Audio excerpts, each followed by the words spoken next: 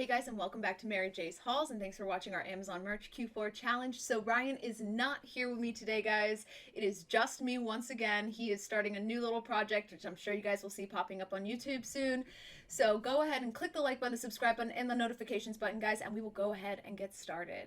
So today, before we do our update, I'm just going to give you guys a little rundown of what we will be doing today. So from my experience, I've found a couple of tools that have helped me over the past week or so that I didn't even know existed, and I don't even think Ryan knew existed, because when I showed him, he was actually kind of shocked. So we will go ahead and get into that, but first we will do an update. So this week, my sales not looking so great. I had one sale and one return. The return was a Christmas shirt, probably due to the fact that people realized that it was not going to be in time for Christmas. So it was canceled, and hopefully I made a profit on that shirt, because if not, I owe 60 cents out of the barely any profit that I've made from Amazon. So overall, we've made 80 sales. The other sale that we had this week, once again, was the Boner Donor. Those are still selling, and probably because the price point that we have set on those is still $13.07. I probably should have bumped it up a couple weeks ago, but I didn't, and I'm probably going to do it after we get off this video. I will go ahead and bump up the prices and see if that changes anything. There's not many sales trickling in from those shirts, the Boner Donor and the Karen Halloween costume anymore, but it's still, those two shirts are still my best sellers personally. Aside from, my everyday I'm Brusselin shirt.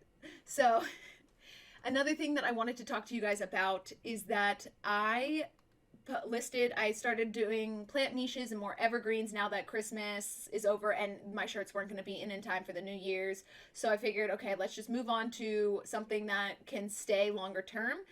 The only issue with this is that I'm still in merch tier 100. So it's like, if these shirts aren't selling, it's not like I can't keep them up.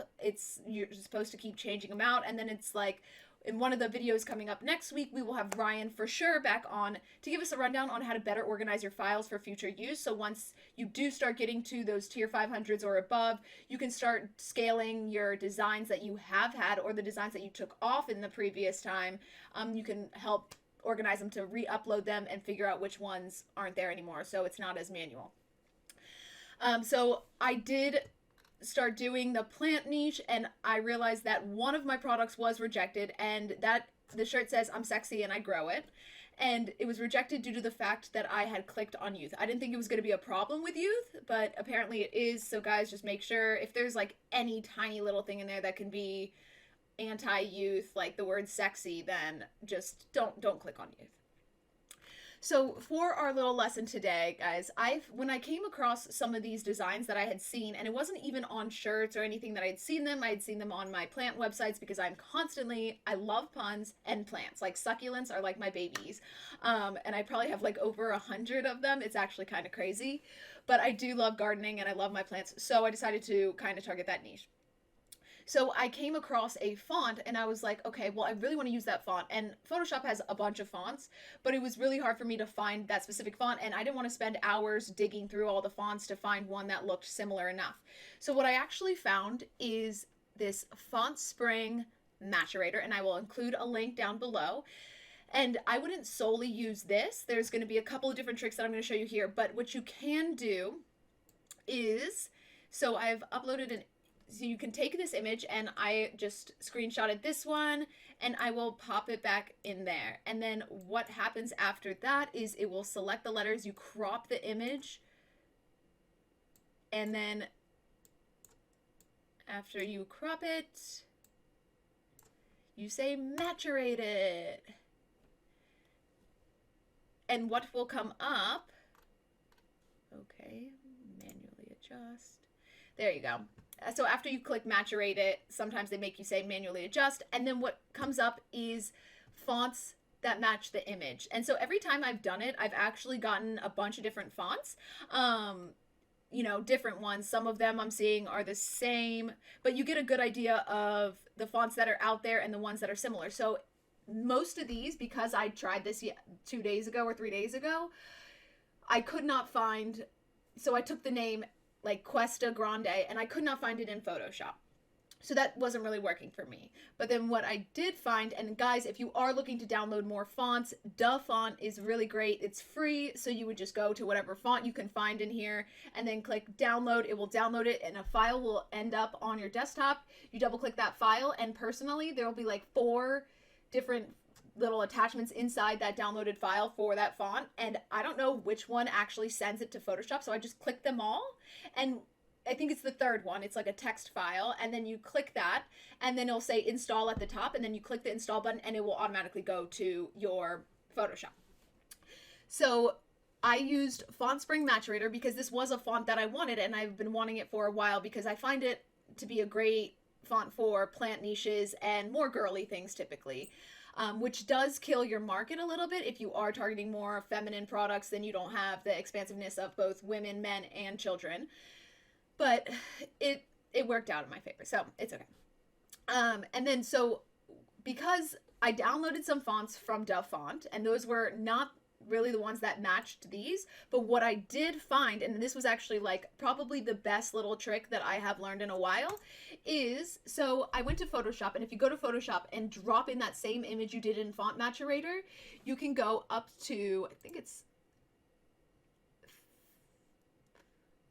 bear with me guys, somewhere over here. So you go to type, and then you can go down to match font, and then it will ask you again to crop the image. Why does it do this to me? Okay. And so when you click OK, even before I clicked OK, what it brought up was several similar fonts that Photoshop actually has. So none of these are the perfect one. None of them look super similar. But what I did then was I went to DaFont and then looked up similar fonts again and then downloaded some. So it made it super easy, and that way I was able to get that type of font, as you can see on, let's see what product I put it on. So this font, again, it's not perfect. It doesn't match 100%, but it was pretty close, and I didn't have to download anything for this. This one was available on Photoshop, and I used the Match Font tool on Photoshop to get a similar font, and then I just stuck with it. I did, like I said, I did download some fonts from DaFont. Make sure that they aren't for they are for commercial use, not just personal use. Sometimes it's a little tricky, and I don't really know if anyone would ever find out because there's like 1,000 bajillion fonts out there. But, you know, to play it safe, I'm going to tell you guys to look for the ones that have commercial use. Now, I know when I first started my Amazon merch, Ryan came in and he went to DaFont and downloaded like a giant folder of a bunch of different fonts that went to my Photoshop. So once you download the file from DaFont and you open it up and click the install button, it will automatically transfer to your Photoshop.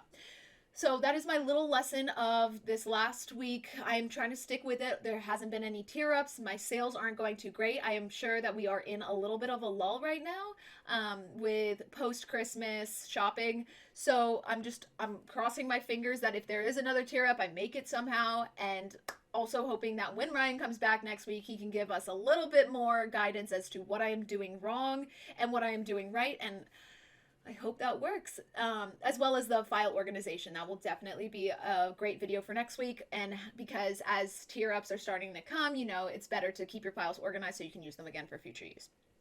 But again, guys, I hope you enjoyed this video. Make sure to click the like button, the subscribe button, and the notifications button, and thank you so much for watching Mary J's Hauls.